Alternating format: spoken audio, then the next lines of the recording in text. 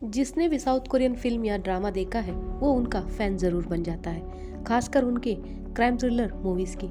कहानी, direction, cinematography, acting और कहानी बताने का अंदाज हमें मोहित कर देता है। 2008 की द चेसर मूवी उन मास्टरपीसेस में से एक है। लेकिन अगर मैं आपको कहूँ इस मूवी का कहानी किसी लेखक का काल्पनिक कहानी नहीं बल्कि असल जिंदगी में हुई कत्लेआम से प्रेरित है तो जी हाँ, the chaser movie south Korea का सीरियल किलर यू यंग चुल पर आधारित है। असली चेसर यानी यू यंग चुल सितंबर 2003 से जुलाई 2004 के बीच कम से कम 20 लोगों का कत्ल करता है। अमीर लोग और औरतों के प्रति घृणा के कारण उसने दोनों को अपना निशाना बनाया। वो आलीशान घरों में घुसता, उनके मालिकों को बड़े ही बर्बरता से मार देता, वेश्याओं को अपने घर बुलाता और अपने बाथरूम में उनका कत्ल करता। 10 महीने में इसकी मौत का होड़ साउथ कोरिया के लोगों का डर से जीना हराम कर दिया था। ये कहानी है साउथ कोरिया का कुख्यात रेनकोट किलर की। यू यंग को बचपन से ही अमीरों के प्रति तिरस्कार का भावना थी। 18 अप्रैल 1970 को साउथ कोरिया के एक गांव गोचैंग काउंटी के गरीब परिवार में यंग का जन्म हुआ। नंगे पैर चल रहा यंग को अपने आसपास रह रहे अमीर परिवारों से जलन होती थी। उसका किशोर अवस्था जेल के अंदर बाहर जाने में ही गुजर गया। 1988 और 1991 में यंग चोरी के आरोप में जेल गया। 1993 को डकैती, 1998 को चोरी, जालसाजी और किसी के पहचान चुराने और 2000 में 15 साल की नाबालिग लड़की से बलात्कार के आरोप में जेल गया।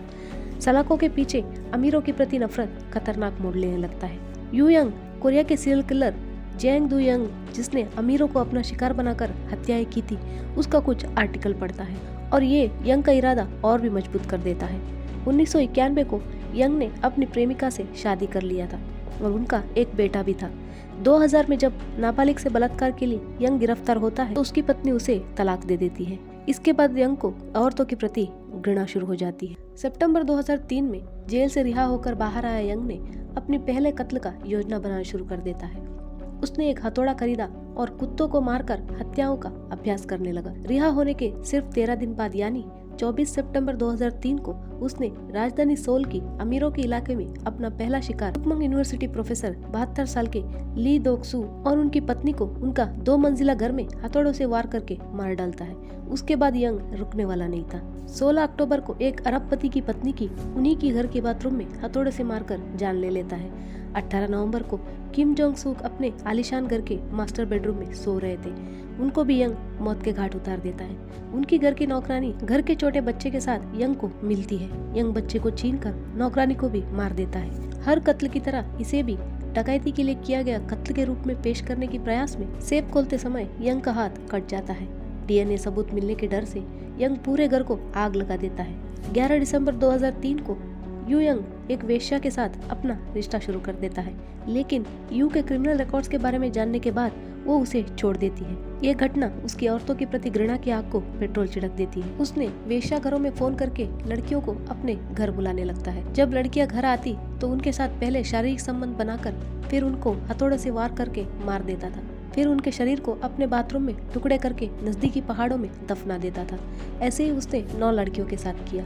अपने आखिरी कत्ल के 2 दिन बाद यू अरेस्ट हो जाता है। असल में वो जिस वेश्याघर से लड़कियां बुलाता था उन्हें शक हो गया था, क्योंकि उन्हें एक नंबर से फोन आता था, फिर वहां गई लड़की गायब हो जाती थी।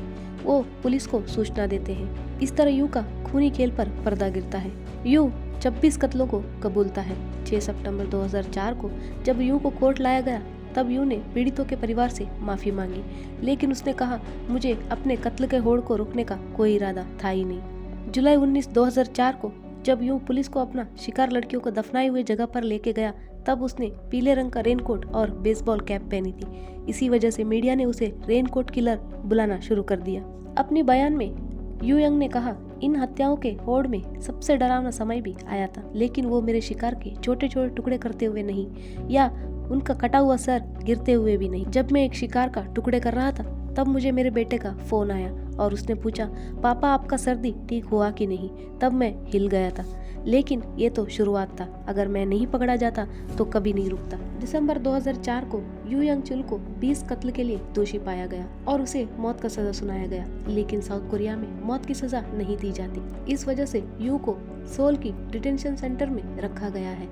असल जिंदगी फिल्मों से ज्यादा भयानक होता है। अलविदा।